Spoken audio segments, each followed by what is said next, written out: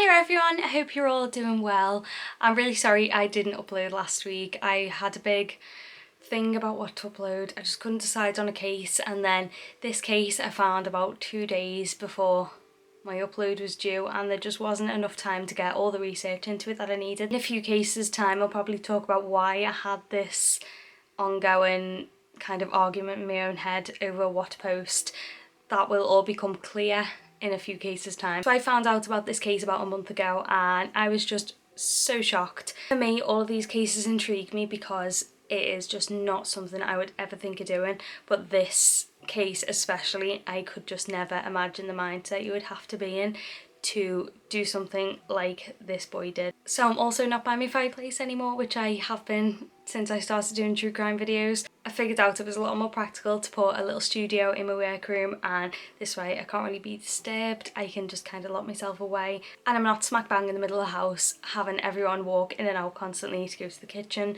It just felt a bit better that I can lock myself in here, do my videos, and also I can leave my lights up because this is my workroom and it's allowed to be a mess because it's creative space.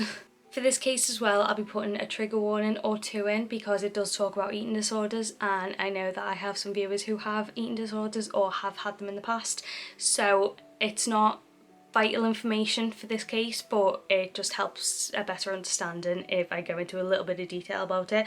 But obviously, as always, I don't want anyone to get upset, so just keep an eye out for timestamps. I'll tell you when the chunk is coming, and then there will be a timestamp that will come up on the screen to say when to skip to avoid that whole section. So let's get into the story. On July the 16th in 2011, Tyler Hadley from Port St. Lucie in Florida updated his Facebook status that said, "Party at my crib tonight, maybe." He said that his parents were going to Orlando that night and he planned to have a party once they left, but he said to his friends that he did have to sort out a few things before he was able to say for definite whether the party was happening. All of Tyler's friends knew that he was grounded at the minute by his parents. He'd been getting into a lot of trouble and it just wasn't really going down well at home. So all of his friends said, "How are you going to throw this big massive party while your mum and dad are away? Because even if they are away, they'll hear about it from the neighbours and come home." But Tyler just said, "Trust me, they won't." Tyler confirmed later that day on Facebook that the party was going to take place, and it did. The party took place, but his mum and dad were home. They were actually closer than any of the guests knew. Blake and Mary Jo Hadley moved to St. Port Lucie in Florida in 1987, way before Tyler was born. They moved straight after the wedding to be close to Blake's retired parents. It was about 40 miles from West Palm Beach and a lot of old people lived there. It was quite a quiet place and a really nice place to live. Blake and Mary Jo built a lovely house on Granger Street and they had a really nice life. He also had an older brother, Ryan, who was born in 1987, just after the move. Blake worked in St. Lucie's nuclear power plant as a watch engineer and he was at that job for 30 years. Mary Jo was a school teacher at an elementary school and they both were described as really lovely people. They both attended church and they were just really well liked. On the 16th of December 1993, Tyler was born and their family was complete. They always wanted a second child, but unfortunately when Tyler was born, he had a few complications. Mary Jo was induced a month early and Tyler was born premature, coming out at only 3 pounds and 10 ounces. Just a little disclaimer, I got a lot of this following information from a podcast called Crimes of Passion, which I don't usually say because obviously I always get my information somewhere. But I don't usually dig this deep into the psychological side of things, but I found this really interesting, especially for this case, so I just wanted to kind of give credit where it's due. So Tyler's lungs weren't properly developed when he was born, which meant he had to spend the first month of his life in an incubator, and Mary Jo felt like her and Tyler never got the time that mums and babies usually have to bond, especially because skin-to-skin contact's really important to them. So that really upset Mary Jo that she felt like she missed out on those first few weeks. So with parents who have babies who are in the NICU, which is an intensive care unit for premature or poorly newborns, they often have symptoms of PTSD or powerlessness, guilt. They feel really bad and it can put a lot of emotional stress on both the parents and the baby. When Tyler was just 3 months old, he was put on thyroid injections because of a hormone imbalance that they found in him, and this can lead to depression, it can lead to development problems, it can lead to growth problems, it can lead to weight gain and a few other things. Because of how Tyler's life had started, with him being so poorly, with him being separated from his mum, Mary Jo especially really overcompensated for this separation, and he was, to put it bluntly, quite a spoiled child. Apparently, Mary Jo and Blake barely ever told Tyler off. They didn't want to tell him no, they gave him everything he wanted. And Tyler became really overly dependent on his parents, and he was described as being a mummy's boy.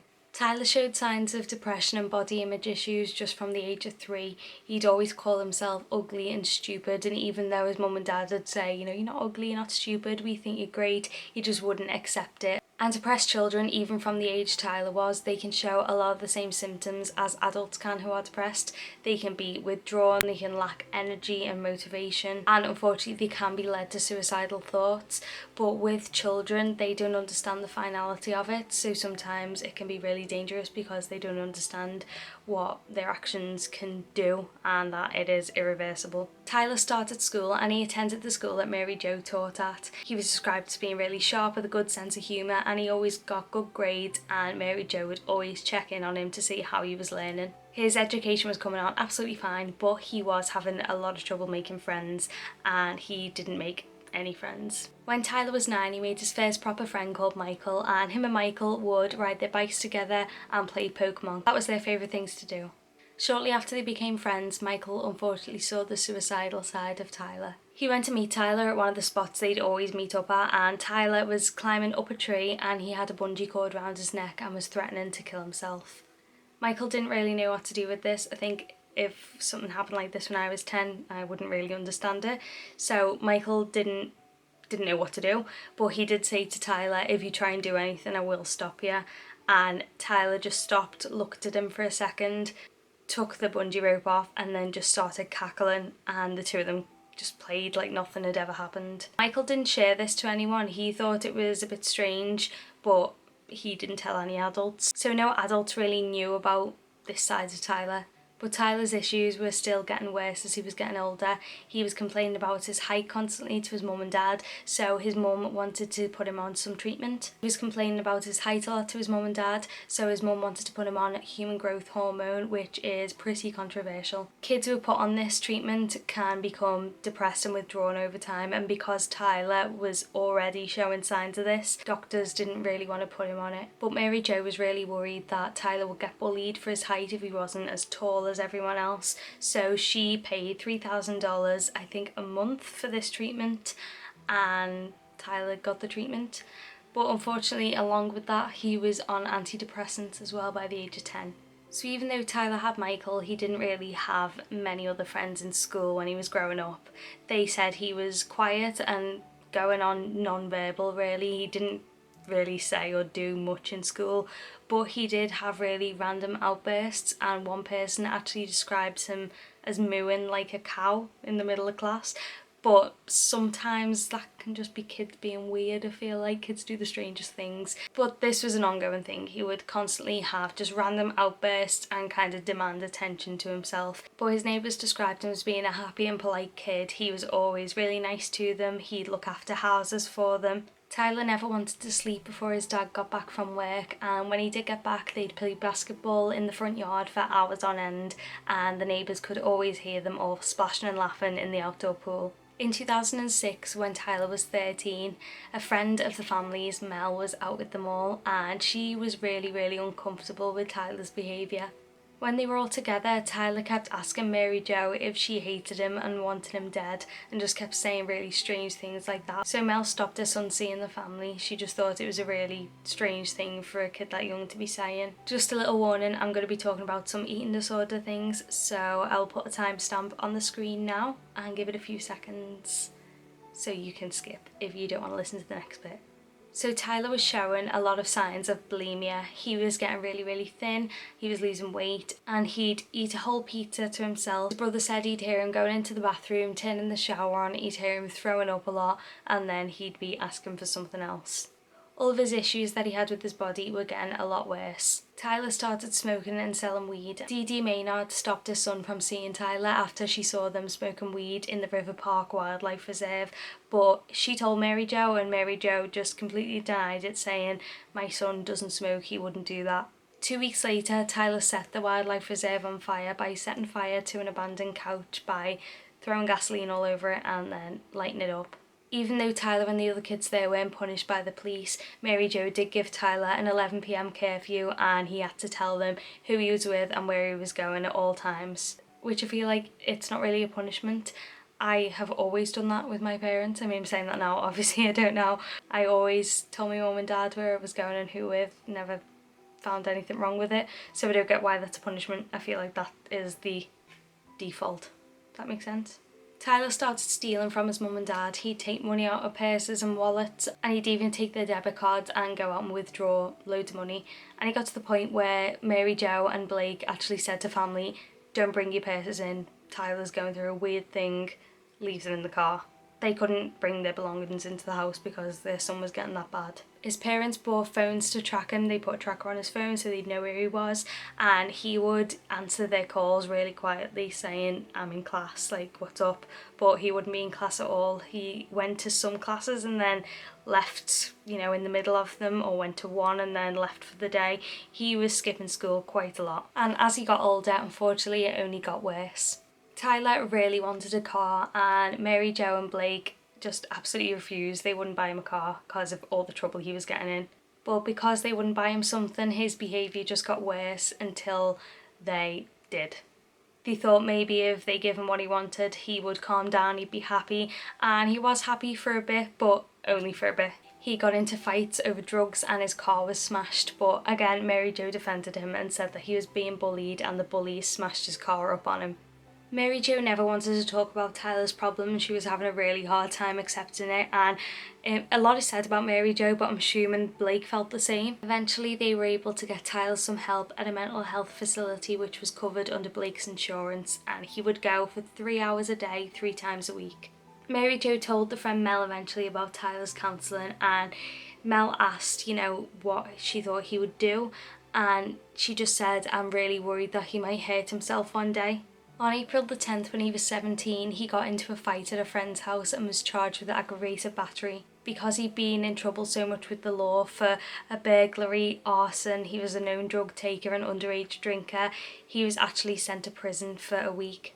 So he spent a week at St. Lucie County Jail, and then he had 2 weeks of house arrest with his parents. When he got out, he had his phone taken away from him by Mary Jo and kept away from him so he couldn't get into any more trouble, but he was still able to contact his friends through Facebook, and I'm not sure if his parents knew this was possible. Otherwise, I'm sure they'd have taken that away too.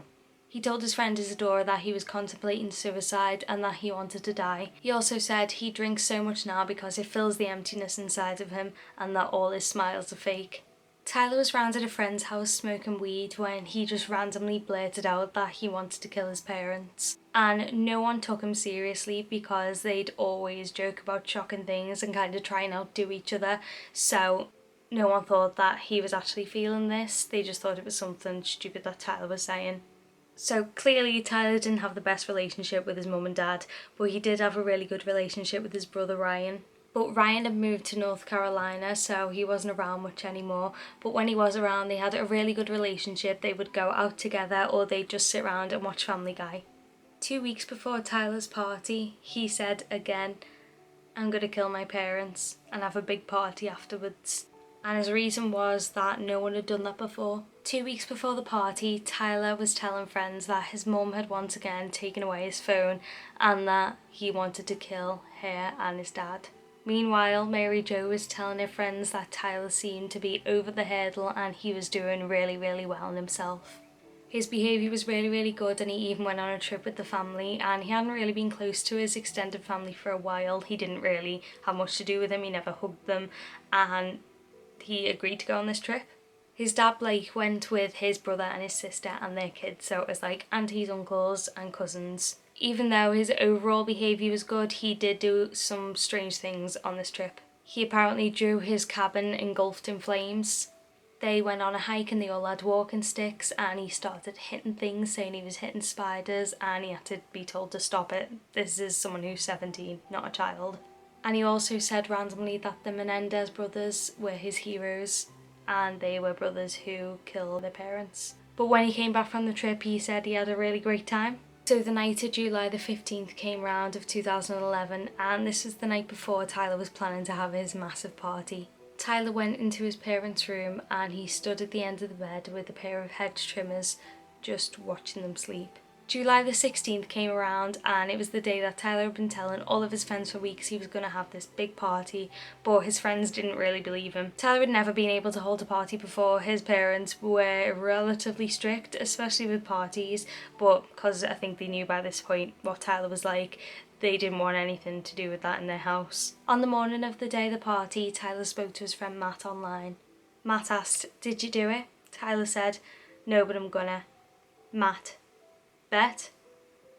"You really should now. Do it." Tyler: "Don't worry, I am. Then I'm having a party." Matt: "Yeah, party time, N-word." Obviously these are delightful children. Through the day, Tyler's friends were asking if the party was still on, and he just kept saying, "I'm working on it." Shortly after his conversation with Matt, Tyler received another message from his friend Antonio. Tyler said, "Sup," I'm not going to say that word because I won't be able to pronounce it. Antonio said, "Chillin', what are you doing tonight?" Tyler said, "Trying to have a party at my crib." Antonio: "Your parents at home?" Tyler: "Nope. Well, they're leaving soon."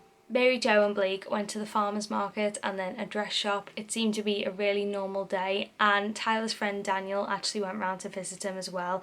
But when his parents were coming home, Tyler freaked out about them coming up the driveway and just said to Daniel to run. So he thought maybe because Tyler had been in a bit of trouble, he wasn't meant to have friends around. But really, it was because Tyler didn't want his plan ruined by Daniel being in the way.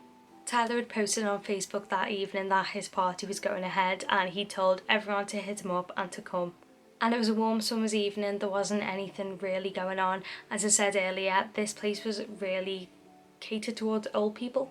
There wasn't much going on for teenagers. They had nothing to do, so Tyler's big party was a big thing to everyone. Tyler went to pick up a few friends to bring back to the party, and he stopped at an ATM machine where he withdrew $5,000 in cash, and he'd withdrawn this from his mum and dad's debit card.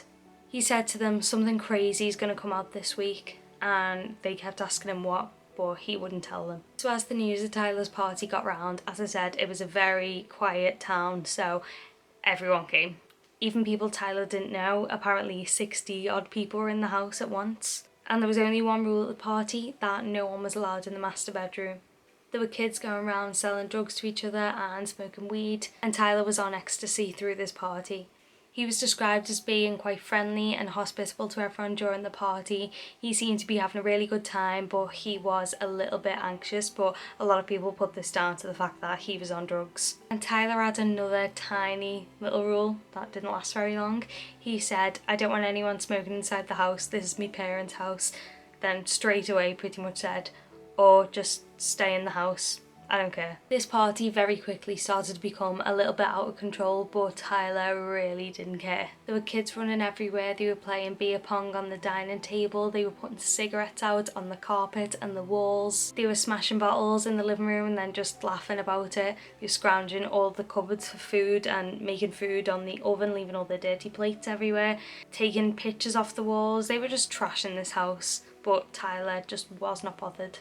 The only thing he was concerned about is if they made too much noise and the police came, so he was trying to keep the noise level down as much as possible, but he was quite happy with everyone trashing the house as much as they pleased. One of the kids ran in with next door's mailbox and Tyler kicked off. It was the only time he'd really been bothered about anything. He really just didn't want to give the neighbours a reason to ring the police, and he was really on edge about this. So the house was absolutely trashed. All the kids were picking different songs to put on, and there was sticky brown liquid all over the keyboard, which everyone assumed was just Coke. The same liquid was found under the table that they were all playing beer pong in, and at one point the ball went under the table, got stuck in this liquid, and then it was washed off in the sink, and they carried on playing. So around 12:30 in the morning, they were all running out of beer, so Tyler asked his friend Mark and Mark's girlfriend Ashley if they'd go with him to the station to go and buy some more beer. He gave a wad of $20 bills to Mark and asked him to go inside and get some beer because Mark was 21. While Tyler and Ashley were waiting in Mark's car, Tyler started speaking to Ashley about his dad. And he was saying to Ashley that his dad had passed away. And Ashley didn't know Tyler very well, so she thought maybe he'd passed away a long time ago and Tyler was just sharing this with her. One of his friends, Jose, said that at the party he heard someone say he killed his parents, and then everyone laughed. There was a skater going around saying, "I smell dead people." And when Tyler was back at the party, he was asked by multiple people where his parents are, but he kept giving different answers. He said to one person, they're in Georgia, to another, they're in Orlando. And then the creepiest answer of all, he actually said to one of his friends, "They don't live here, this is my house." One of Tyler's friends said that he noticed the master bedroom door was closed and he just thought people were inside there getting high, so he tried to push the door open but he couldn't get it open. It wasn't locked, but there was a lot of things behind it and he couldn't quite get it open, like the room was packed. He said the house was really dark upstairs, but he did notice a big black mark which is about a foot long underneath the door of the master bedroom, and it looked like an oil-based paint that someone had tried to wipe away but not quite got it off. Tyler's friend Mark was leaving the party and Tyler asked if he could have a word with him before he left. He said, "Dude, I did some things, I think I might go to prison, I'm freaking out." And Mark just didn't understand what he was talking about. Tyler said, "I know you're not going to believe me, no one believes me, but I killed someone." And Mark said, "Dude, you killing someone is your own business. Don't be telling me that kind of stuff. I don't need to know." A boy called Ricardo, just as he was leaving, he'd only met Tyler that night and he was thanking him for having him and thanking him for the beer. And Tyler said, "I just wanted to do something fun before I left." So Ricardo said, "Oh, where are you going?" And Tyler said, "I'm going to kill myself because I've done something really, really bad. If I get caught, I'll be in jail for a very long time." And he said to his friend Kimberly, "I'm going away for 60 years. And when she asked why, he said, "You'll find out tomorrow." And then as his best friend Mike was leaving, he asked him for a word with him as well. Once they were out of the way of everyone, he just came out with it and said, "Mike, I've killed my parents." And of course Mike didn't believe him, he just thought he was joking. But Tyler said if you look closely you can see the signs, and told him to look in the driveway and at the fact that both his mum and his dad's cars were both still there. Mike still didn't believe me, he just thought he was playing a trick on him, so Tyler showed him a bloody footprint in the garage. Mike said to him, "I won't believe you until I see their bodies." So Tyler took Mike up to the master bedroom. Mike saw the stain in front of the door and then he was able to open it a tiny bit and put his phone torch in to see what was inside. He saw a massive stack of furniture, picture frames, magazines, blood-soaked towels, and at the bottom of the pile he saw Blake's leg sticking out. Mike had no idea what to do, but he knew that Tyler had done a really, really bad thing, and of course he 100% believed him by now. He said even though he knew he'd done it, like he'd just admitted to it, he still didn't see him as a killer because he'd known him for so long, but he knew that Tyler would be going away for a very long time. So he asked for a picture with him because he knew it would be the last picture they took for forever, if not for a really, really long time. Tyler tried to get Mike to stay until the very end of the party when everyone had left, but he really didn't want to, so he left a few hours before the party ended. Mike sat in his house for hours after the party just wondering what to do, whether to say anything, whether to try and speak to Tyler first, but he thought it best to ring the Crime Stoppers line and to tell them everything he had just seen. The party finished at 4 in the morning and the last people to leave said that they saw Tyler sitting there just making himself a sandwich in the kitchen, surrounded by all of the mess that his friends had left. And at 4:40 in the morning, the police arrived at Tyler Hadley's house. He said that there was beer bottles all over the front garden and through the window they could see Tyler Hadley pacing back and forth. He knocked on the door and the lights went out immediately, so they called for backup. Eventually Tyler came to the door and the look on his face was described as deranged. The police asked where his parents were and Tyler said they had gone on a trip to the beach. Tyler was taken with the police and the house was searched, and in the master bedroom they found the pile that Mike had seen hours before.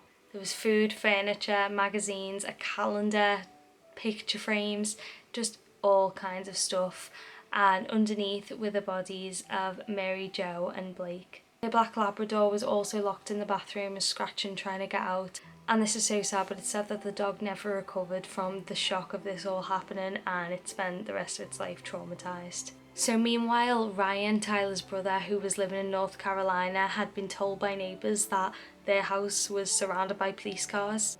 He didn't know why, but he thought that maybe Tyler had hurt himself and might be in hospital, or worst case scenario, Tyler might have killed himself. So he was absolutely terrified of the call that was to come. And when the call did come, it was a victim's advocate who first told him to sit down and then told him the news that his little brother Tyler had killed both of their parents. I can't imagine the pain of being told this news. But Ryan describes it as the air being sucked out the room, and he got on the first plane to Florida. So just time travelling back to what happened earlier that day between Tyler, Mary Jo and Blake. Even earlier that day, Tyler has actually hidden both of his parents' phones so they weren't able to call for help. He'd taken 3 ecstasy pills because he worried that he wouldn't be able to kill his parents if he was sober. He listened to rap music to pump himself up, got a claw hammer and practiced swinging with it.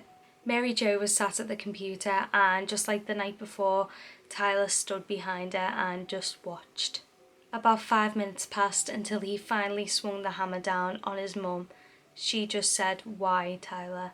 And even though obviously his mum was in so much pain and crying, he bludgeoned her to death. Blake had been having a sleep, and obviously his wife's cries woke him, so he ran into the room to see this horrific sight.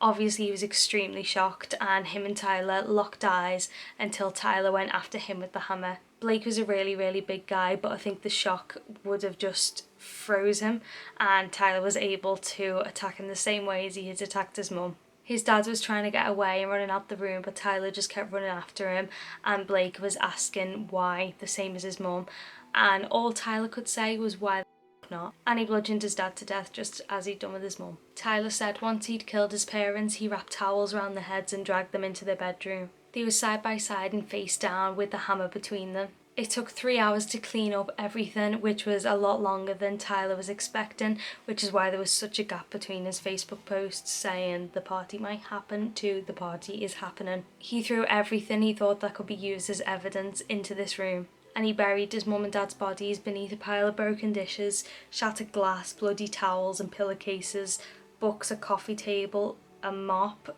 Clorox wipes and a canister of coffee grounds, which he'd used to try and remove all of the blood. He'd said to Michael when they had their conversation about what he'd done that he had a shower, and then he just looked in the mirror and he laughed. And I'm sure you've already gathered, but the brown liquid that was all over the keyboard and that was under the table that the ping pong ball actually got stuck in was his parents' blood, and that was rinsed off and used and fell in glasses and was drank by the guests.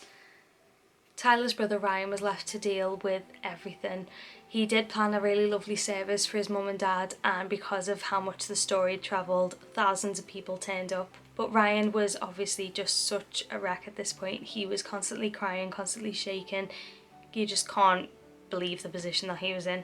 Tyler had told a few of his friends that his dad had punched him in the face and that he was provoked in some way, but Ryan completely just discredited this and just said, "No, my brother is a pathological liar, my parents are amazing people." Tyler's attorney tried to get 2 30-year sentences for him to be served at the same time and to have a review after 20 years. His brother Ryan said that he wanted Tyler to get the maximum sentence he could, which was life without parole. The death penalty wasn't an option because of Tyler's age at the time of the murders, so that was completely off the table. In February 2012, he pleaded no contest to 2 counts of first-degree murder. The judge gave Tyler 2 life sentences without the possibility of parole. He called the crimes brutal, heinous and premeditated, and he even accused Tyler of manipulating experts, saying that he'd heard voices and other things that would make him seem more mentally unstable than he was. They also said that because he was so young and his brain wasn't developed properly because he was drinking so heavily and taking drugs, that also affected him as a person.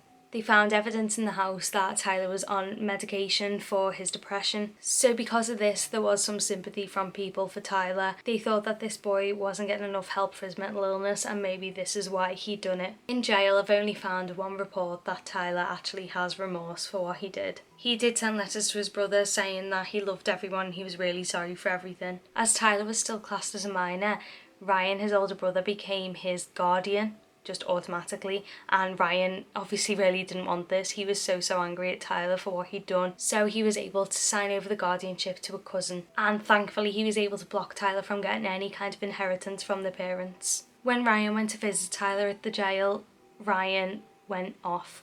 He was so angry with everything that Tyler had done and left him with, and he listed out all the things he had to deal with now his parents weren't around and for what Tyler had done. But Tyler just really tried to make a joke out of the whole situation. He said, "You can come to jail and have biscuits and gravy." And obviously Ryan was so angry with this. Tyler said to Ryan as he was leaving, "I love you." And Ryan just looked at him, waited a minute and said, "I love you too." It's said that in prison he spends most of the time in his cell just constantly laughing. He writes letters to Michael hoping that when he gets out he can be friends with him. When Tyler meets new inmates, he says, "Hi, do you know who I am? I'm the Hammer Boy." He's known as Hambo or Bam Bam by other prisoners, which makes me really sad because my dog's called Bambi and I call her Bam Bam. Please don't rob my dog's name. Also, he signs autographs in prison and he draws hammers around his name. If this is true, he is loving this, and that just makes me sick. So that's the story of Tyler Hadley, and I'm not gonna lie, it makes me really angry. I love my mum and dad so much, I can't even start to start imagining that level of hate. It just really baffles me, completely baffles me. But then that brings the question, was it a mental illness thing that he just went his whole life not getting enough treatment and that made him worse? I do try and separate cases quite a bit, you know, between the last one and the one after, but I do feel like a lot of the themes in this echo the James Holmes case, which was my last video if you want to go and watch that. It's a case of, it is a possibility that this was all a mental illness thing and maybe Tyler just really needed help. He wasn't getting it and unfortunately it drove him to do this absolutely horrific thing, and now he's spending his life in jail. On the flip side, was he just a horrible person? I mean, judging by his friends that were on the interviews, or some of his friends should I say, some of them were really respectful about it, but others, they were just excited to be at this famous party and they didn't seem to care that two people had lost their lives. So I don't think he was surrounded by the best people, but again, no excuse. A lot of people are surrounded by bad people and they don't kill people. A lot of people think the way Tyler turned out was because of how Mary Jo and Blake treated him all his life, just giving him whatever he wanted, letting him get away with things and not being very strict. I feel like a lot of people have that kind of upbringing, but again, they do not kill people. Was Tyler just that entitled that he thought, you know, I'm gonna have this, I want to just drink and smoke and do drugs and be with my friends and you're not going to stop me, I want to do what I want? Was he just that entitled that he was going to take down anything that stood in his way, no matter what or who it was? I guess we'll never know what was going through his head on that day. I'm really sad that Mary Jo and Blake were killed. It just seems that they were really nice people and they just wanted the best for the kids, and it was just thrown back at them in the most horrendous way possible. Thank you so much for watching this video. I'll be back next week with another one. Follow me on Twitter and Instagram. That's the place I'll let people know if things are running slightly behind. I upload a true crime video every Sunday, so like and subscribe, turn the notification bell on so you get told when I upload. Thank you so much. I'll see you in the next one.